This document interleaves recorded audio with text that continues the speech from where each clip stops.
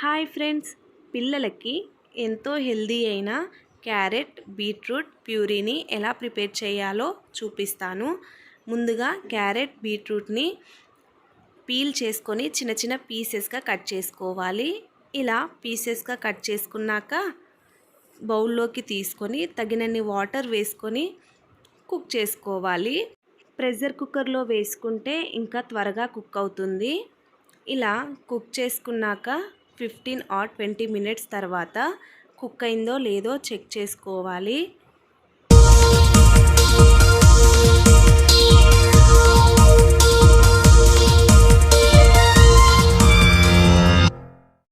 ఆ తర్వాత stove off చేసుకొని ఒక 5 మినిట్స్ చల్లార్చుకొని బ్లెండర్ జార్లోకి తీసుకొని బ్లెండ్ చేసుకోవాలి.